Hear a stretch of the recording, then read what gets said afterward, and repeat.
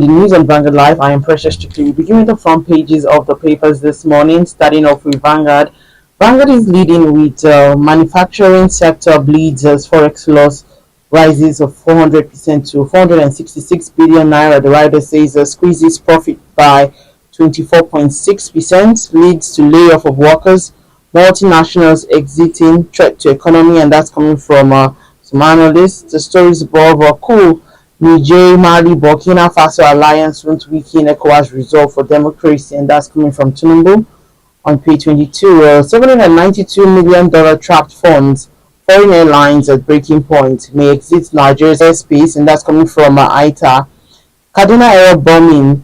Our security agency is not on same page. That's coming from Gov Sani. And 2024 budget, federal government is spending over 23 billion naira on rehabilitation of airports, aerodrome, others. 18 dead, 27 injured in Kaduna Abuja expressway auto crash. You can read more on page 6. Federal government sets up panel to verify project variation claim, 1.5 trillion naira debts. We take a look at the Guardian newspaper. The Guardian is leading with asset declaration 6 months on. TINUBU's net worth unknown and CSO kicks. We can see an infographic showing some of the past presidents of Nigeria. On page 4, disclose how much oil Nigeria produces, exports. SERAP tells NNPC. Federal government secures 100 electric buses from Oando. And on page 3, $7 trillion yearly funding worsening climate, land crisis reports find. ECOWAS team negotiates with Niger on return to civil rule. 109 senators donate December pay to TINUBU drone victims. You can read more on page 28. Nigeria lost over 15 multinationals in 3 years. Let's take a look at the Nation newspaper. The Nation is leading with cash flights persist in bank. Don't do panic withdrawal, says the CBN. DNBs prioritize big customers in naira rationing. ECOWAS sends Togolese leader to engage Niger hunter. Stories above. TINUBU governors to sign health pact with WHO. Federal government raises review panels on 1.5 trillion naira road contract debts. 18 killed, 27 injured in crash. Senators leave Kaduna error bombing victims with 109 million naira. Olaiwaju Adepoju is dead. And of course, last year on the front page of the Nation, Oando Clean Energy backs the federal government's efforts with 100 electric buses. We'll take a look at the Punch newspaper. The Punch is leading with Dangote Refinery, diesel jet A1 hit markets January, petrol delayed. The rider says piecemeal crude oil delays PMS. 2 others, marketers welcome aviation fuel, diesel production. Africa's largest refinery expects a supply of 5 million barrels of crude beginning from late January. Federal government to spend 837 billion naira on 2,254 roads, bridges. Akeredolu, Assembly won't probe signature forgery allegation, says lawmaker. Niger, ECOWAS panel to resume talks, more sanction loans. Stories above. External reserve fall by $520 million in 5 weeks, and that's coming from CBN. Nigeria's revenue not enough to support the development, says IMF. You can read more on page 29. And last on the front page of the Punch newspaper, we have a PFAs make 8 trillion naira profits from pension investment, and that's all we can take on the front pages of the papers. Join us after the break. We'll be right back.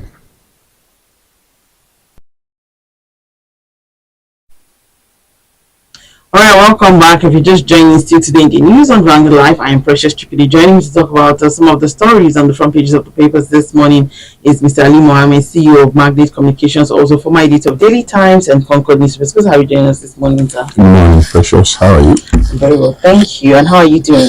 I'm very well. Nice weekend. How's the cash situation? Still very bad. Very, very bad. Alright, let's delve in. And we're talking about manufacturing sector. Now, according to reports, the manufacturing sector has suffered a 400% increase in net foreign exchange loss by 466 billion naira in 9 months. And that's like the report they gathered from January to September, and this is reflecting the severe impact of the foreign exchange market regime. What's your take? Well, I don't know the source of that investigative story, but it is obvious that there is a problem with the inflow of foreign exchange into the country's economy. The first question we should ask is, which organ of government is responsible for the generation of foreign exchange? That organ is no other one than the NNPC. I think it is high time that the government will sit down and ask the NNPC why it is not bringing in enough dollars. It's like me establishing a bar or any business that is supposed to be generating money for me, and that business is not doing enough. So we have to sit down and look at the cause of the problems that the business is facing. I listened to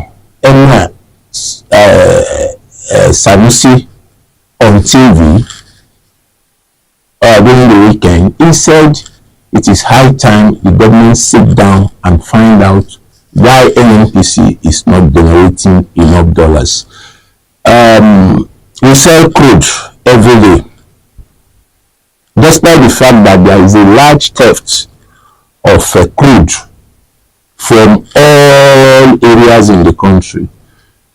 We sell crude. Unfortunately, because we don't have local refineries functioning in Nigeria, the NNPC claims to use a part of what is generated from the sales of crude to import finished products into the country.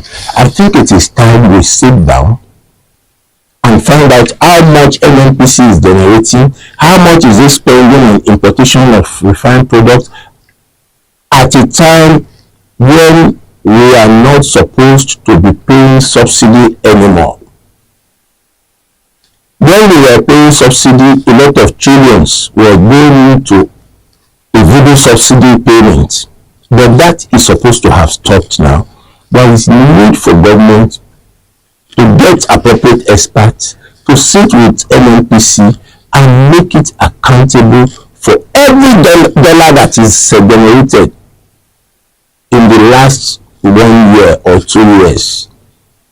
That is the only way we can solve, because at the point that we are, almost every government activity, contracts has been based fully on dollars. We are doing turnaround maintenance on the 4 refineries. The estimates are based on dollars. The earlier we stop emphasizing the spending of dollars in our operations, especially in government operations, the better for us, because you have to spend what you have. If you don't have dollars, why are you coming out with estimates on projects based on dollars? The only product that is generating dollars the way it should be as at today is oil, crude oil. If we had refineries, the trillions that goes into the importation of finished products will not be there. We will have enough money to spend. We will have enough dollar to spend. Thank God the Dangote refinery has announced that diesel production will come on stream in January. But I think we need more refineries. That is the only solution to this problem. If we have local refineries, you cannot sit down with NNPC and look at what is generated for the country in dollars, how much was spent. If NNPC is not supposed to spend any money, any dollar, except that money was appropriated through budgeting and the departmental approval for spending of money. So let an independent auditor sit down with the management of the NNPC, let them look at the books and see how much has been generated and how much is in the federation accounts. It is then that Nigerians will have confidence in the operations of the NNPC Nigeria Limited, because it's now a limited liability company. It is no more a government agency. So we should have a quarterly breakdown of its financial activities. All right, so sector operators are saying that the current forex situation has compounded the pressures emanating from the removal of fuel subsidy, as well as the Ukraine war, amongst other adverse developments. What's your thoughts? Do you agree? I agree, because you see, the removal of subsidy came at a time that we don't have refineries. We had no alternative than to import finished products and buy at high costs. And we have been talking about establishment of refineries over the years. No government listened. You gave licenses to individuals to operate modular refineries. There is no crude allocation. Some of those refineries have been completed, built and completed. No crude was allocated to them. For whatever reason, the governments in the past did that, only God knows. But if you look at the effects of the subsidy removal, it is colossal. A lot of people can't even feed. Not to talk of companies producing at full capacity. Most of the companies in Nigeria today, they produce at less than 40% capacity. And that is not right for the economy. We only sit down now and rely on dollars from crude oil. That is the problem Nigeria is facing. And the dollar is not available. If we had all the companies functioning at full capacity, then we won't have all this problem. Procter & Gamble has announced its exit from Nigeria. You know the kind of financial loss that will be for the country. All the local products that this company used to produce here will now have to be imported. If the company is sold out to other people who do not have the interest of Nigeria at heart in deciding whether they want to remain here or not, that is another big problem. The way out is for us, one, to ensure that our refineries are working, so that you spend less money on the importation of finished petroleum products. Two, give licenses or crude to people, private businessmen, to operate refineries. If there is competition everywhere, the price of fuel in Nigeria will come down. Give 50% of your crude production to local refineries. Export the remaining. You are generating money internally and externally as a government. So if you now say that, look, it is only government refineries, fine, let all the 4 refineries work and ensure that their condition is sustained for years. Not a situation where any of the refineries will work for 6 months and they will be shut down for 4 years, as it has always been. So you must ensure that all the refineries in the countries are working. Private refineries have the opportunity to compete with the government refineries. You will see that the price of fuel will crash. It will do. It is because you see competition will force down the price of all these petroleum products if it is allowed.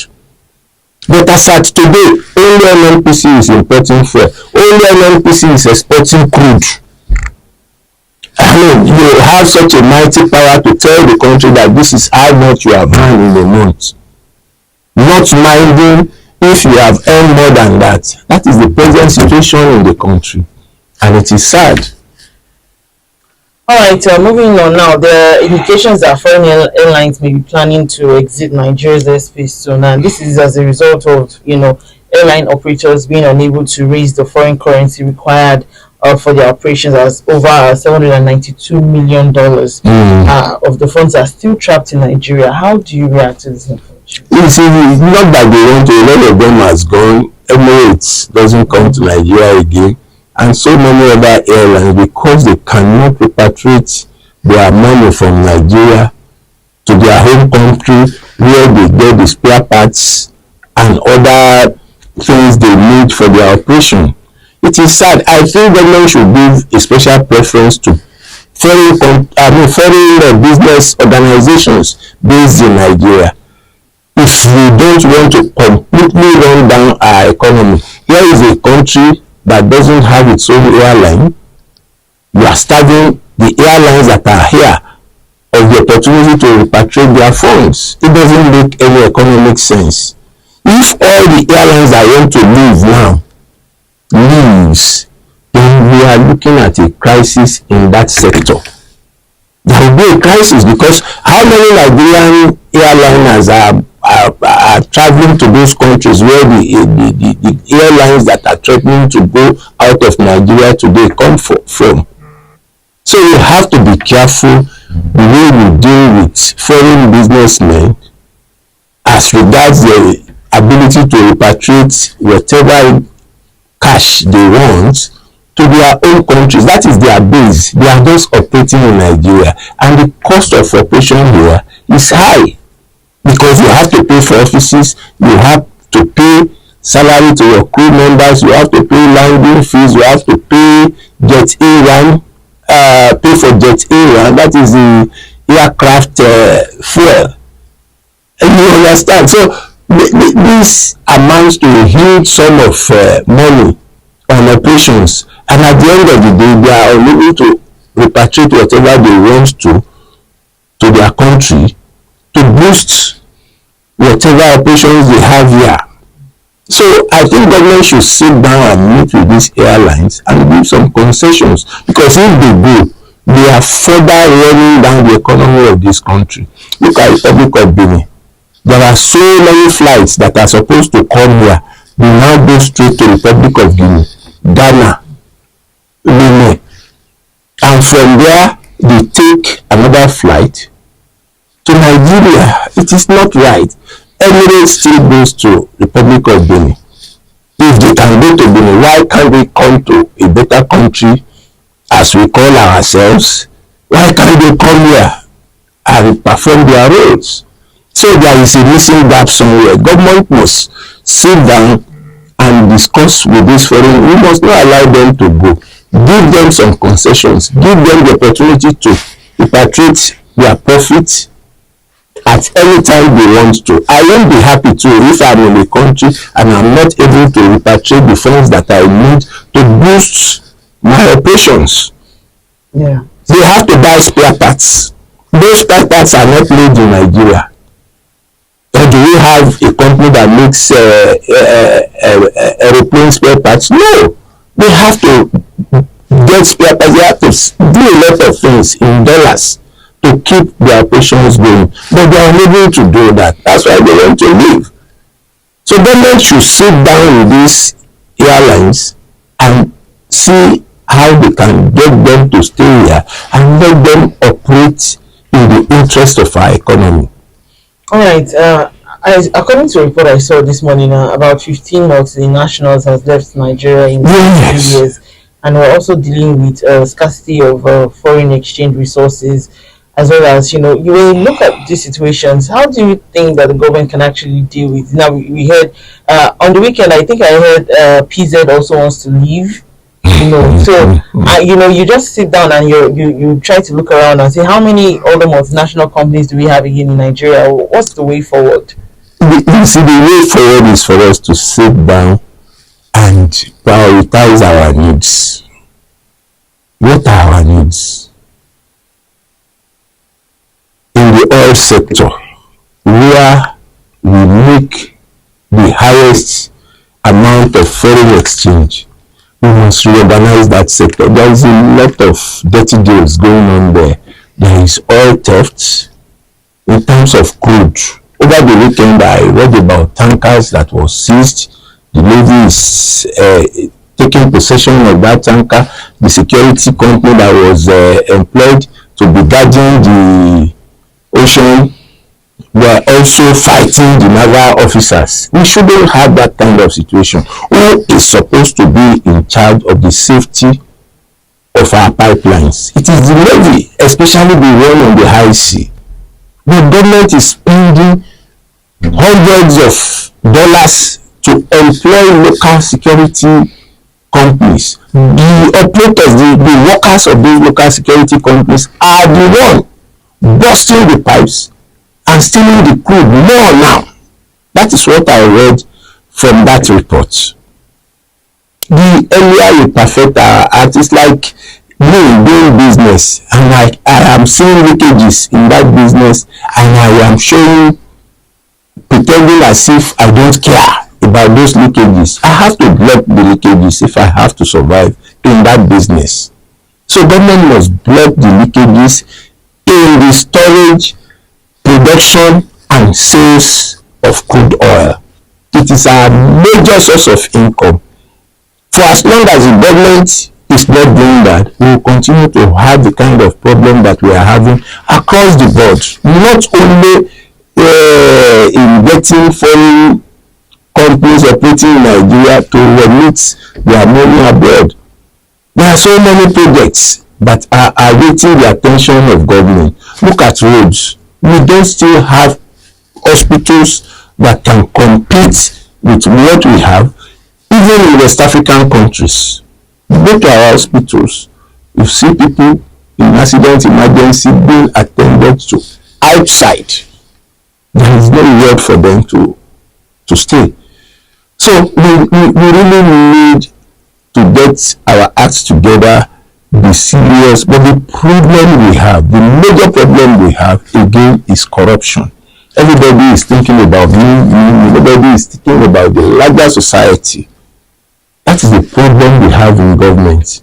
We had an accountant general who stole 93 billion, and nothing has happened to that man in this same country.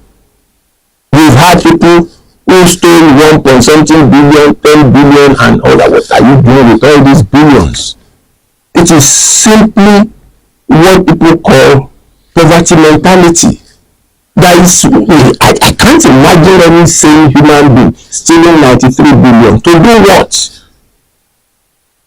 So we must check corruption in our society if we want our economy to thrive. Look at the budget announced by the government. You saw all sorts of projects that want to be done: renovation of houses, renovation of Senate President's house, renovation of... is that the priority? You are not telling us that you have budget for hospitals. You are not telling us that you have budgets to build roads. Look at Lagos Abeokuta road through Abiliegba. It's so unpassable. So many other bad roads, the new Lagos Shagamu Jebu road. Nobody is talking about that. You are talking about repairing the building of somebody that just got there, whose residence was repaired or renovated by the last government before they took over. I don't see any sense in that. These people have private houses better than those state government owned or federal government owned houses. So why are we spending billions renovating those houses, and we are not spending the billions on hospitals? We are not spending the billions on the repair of roads. We are not spending the billions on the provision of a comfortable environment for the poor. All right, moving on, President TINUBU has said that the Sahel alliance by Niger, Mali and Burkina Faso, who are under military government, will not lessen the resolve of the ECOWAS to uphold its primary objective. What are your thoughts? We are underestimating those guys. They have a big country backing them up, and that is Russia. So don't joke with Russia. Don't joke with those boys. They are not the ones talking. They have a big support from some advanced country leaders. So I don't want us to understand. When the took place in those countries, we thought they won't last for 1 month. But they have been there now. Some of them have been there for 1 year. Niger coup has been on for over 7 months. And from what I heard, the economy of Niger is better for it. I do not support a military regime. The worst civilian regime cannot be compared to the best military regime. But like President TINUBU himself said over the weekend, the best way to guard against coup d'etat is good governance. How many African leaders have provided good governance in their countries? You can count them. How many? Every leader that gets to the office wants to be a dictator. They will loot the economy of the country, and their children's children will be billionaires, while the majority of the people are poor and looking for what to eat. That must stop. I pray we don't have more coups in Africa, but all the African leaders must provide good leadership. Make the people live like decent human beings. Ensure that you provide basic amenities in your country. That is the only solution to coups all over the world. All right, moving on, Governor Gov Sani of Kaduna has alleged that security agencies are not in Nigeria are not working on the same page, and he has also asked the Senate to help the survivors of the TINUBU community to get justice. Which the senators have also said they want to donate their December salary to the survivors of this KADUNA error bombing. What's your take on that? The donation of salary is not the solution. The solution is to ensure that there is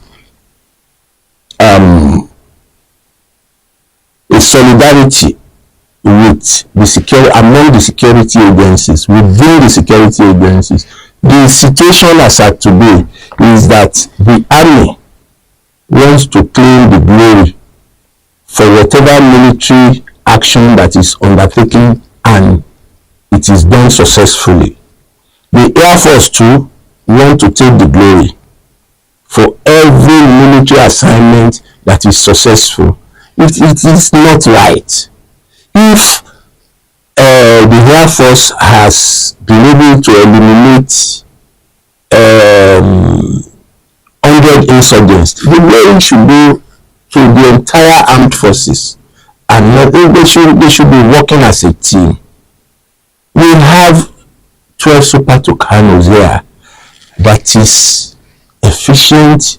It is a game changer in any part of the world where it is deployed for operations. Super Tucanos work with precision. If you use it, you know exactly what you are doing. Why are those aircrafts, those fighter aircrafts, why are they not being put to use? There could have been mistakes in what happened in Kaduna, but it is avoidable. From what I read, those that were bombed were celebrating. There was a celebration there, and the military, the Nigerian army, was on air surveillance, and they saw them and rained bomb on them, saying that people mix. These guys, the Boko Haram people usually mix with villagers. That excuse is untenable. Could everybody in that area, could they all have been terrorists? Could they all have been Boko Haram members? Were they armed? Was there enough surveillance to know that these people that we are looking at below with camera are armed? Were they riding on motorbikes, or they just sat there? These are issues begging for answers. If they had connive with the Air Force would have had the equipment to monitor them effectively before they were bombed. The new soldiers, all they know is that when they see a place that they feel they are not comfortable with, all we do is to bomb. That was what happened. But if they had cooperated with the Air Force would have helped with the provision of gadgets that we know from the aircraft, whether those people were actually terrorists or ordinary people. So there is need for cohesion, there is need for cooperation among the armed forces. People should not be fighting to get to take glories from whatever victories that we have in the fight against insurgency. All right, so let's take a look at Mr. and Mrs. It's quite interesting. And Mr. is saying, all these things on this list for Christmas, how am I sure this list is not padded? And Mrs. replies and says, take a look at it again and ask yourself whether we are going to have a Merry Christmas or not. Women knows whether you are going to have Merry Christmas or not. I'm preparing to now. I already have a list. I hope I will be able to attend to everything on that list. Thank you. Thank you so much, Mr. Ali Mohammed, Communication, also former editor of the Times and Concord newspaper. Thank you for sharing your thoughts with us. Most welcome. Also, remember that you can equally like, share, and subscribe on all our social media platforms showing on your screen. To find out up-to-date stories, go to our website www.vanguardindia.com to find out more. I am Precious Chukudi.